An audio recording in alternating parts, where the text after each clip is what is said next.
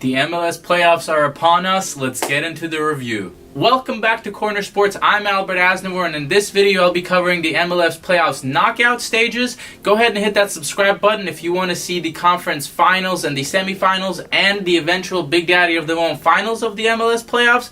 But until then, let's get into this video. The first game that kicks off the playoffs is New York Red Bulls traveling to Toyota Park to take on the Chicago Fire. Fire, who are back in the playoffs for the first time since 2012, will look on to cement a spot in the semifinals against NYCFC by beating New York Red Bulls. The last time the Fire beat Red Bulls was 2 years ago, and this season they lost 2-1 in New York and played to a 1-1 draw at home. However, they have a fantastic record at home. Out of the 17 games played at home this season, they've won 12, drawn 3, and only lost 2 of them, outscoring their opponents during that stretch 41-14. On the contrary, the Red Bull have been abysmal on the road this year, especially in the latter stages of the season. In the last 7 games away, they've lost 4, drawn 2, and only won 1, and during that stretch, they've conceded 2.3 goals. This will be a huge game for ex-Red Bull captain Dax McCarthy, who's playing for Fire after being traded away in the offseason and taking the Red Bulls on for the first time in the playoffs. I also believe that if Fire have Schweinsteiger available in this game, it'll make their job so much easier,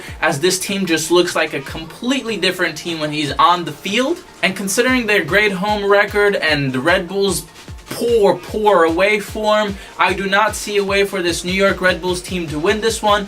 I predict that the Fire will win this one 2-1 and slide into that conference semifinals against NYCFC. And in this Wednesday night doubleheader, the San Jose Earthquakes travel up to Vancouver to take on the Whitecaps at the BC Place. The Whitecaps were the first team in the MLS to clinch the playoffs, but after that have had a mediocre finish to the season at best, whereas the Earthquakes had needed a 93rd minute goal to clinch a spot in the playoffs this season. The Whitecaps are on an 11-game scoring streak at home where they haven't lost since July, averaging 2 goals per game at home since then. San Jose has lost 8 of their last 10 away meetings, conceding 3 goals on average per game. The Earthquakes are by far the most goal-friendly team in the playoffs this season, without a doubt. And I would love to pick San Jose to win this one, especially since I'm from California, but I just don't see how San Jose gets it done because they love the ball in the back of their own net. I pick a comfortable 3-1 win for the Whitecaps at home, coming into the playoffs with an abysmal defensive record, and it took them a 93rd minute goal to get here. And I mean, it would just be a great story if this team can push on and get into the semifinals. I just don't see it happening. I think the Whitecaps can capitalize on this weak defense and win. But like I said, if there's a game I want to be wrong about, it's this one. Chris Wondolowski deserves it.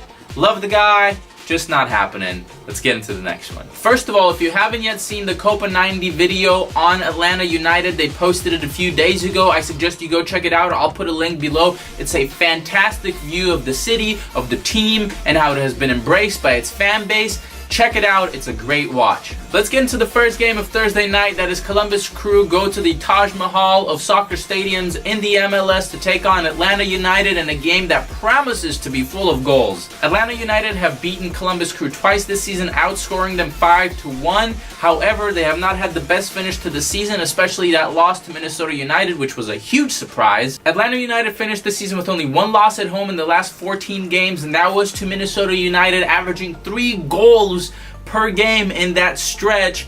And possibly the biggest strength this team has got is the 70,000 plus fans that they will pack in for this game, and I can't express how immense that is for this team to have that support from the city. However, the Crew, who are possibly the hottest team going into the playoffs this season, not having lost in their last 10 games, have been playing great, and they're playing for a cause as well, which is an extra motivator that you're always looking for when you're going into the playoffs. With Atlanta United possibly missing 2 of their starting defenders for this game and Crew being extra motivated to win this one, I want to pick them for the upset in this one because I believe Crew has everything to play for with the instability of the team and them possibly not going back to Columbus next season or 2 seasons from now, whatever it is. They're in talks of moving to Austin. With that being said, I do believe that Crew will win this game. This is hard for me to say, but I am picking Crew for a 2-2 draw and then eventually going to the penalties and giving them, with the inexperience that Atlanta United has in the playoffs, I think next year they'll be a much better team, no doubt about it, but experience is a hell of a thing and Atlanta United lacks it right now. Crew to win this one on penalties. Stamp it, let's move on. And the last game of the knockout stages is Houston Dynamo taking on Sporting Kansas City. These two teams have played each other twice in the last 10 days, but we'll have a winner-take-all third game that matters the most. Sporting Kansas City essentially shot themselves in the foot by losing to RSL on decision day, allowing Dynamo to slide into 4th place and have home field advantage during the knockout stages. And also, SKC are coming into this game having lost 3 of their last 5 and drawn the other 2, and they're just not looking like a team who's ready for the playoffs. These two teams have played each other plenty in the playoffs, and if history tells us anything about Houston Dynamo, it's that they hate losing at home in the playoffs, and even more impressively, they really like keeping clean sheets. In their last 12 home games in the playoffs, they've won 8, drawn 3, and only lost 1, keeping 7 clean sheets in 90 minutes of play. With Tim Malia's status still up in question and Houston Dynamo's dominant form at home coupled with SKC's poor finish to the season, I do not see a way for this MLS original to win this one away from home. I predict a Dynamo solid 1-0 win and a move into the MLS semifinals. Thank you once again for coming back to Corner Sports. I really appreciate you watching. Go ahead and hit that subscribe button. This has been my knockout stage preview for the MLS Cup. Let me know if your team is playing in the knockout stages. Who are they playing? What do you think is going to happen? Will they win? Will they lose? Will they draw? Is it going to go to penalties? What's going to happen? Let me know about the drama. I really appreciate you coming back. I'll see you in the semifinals. Peace.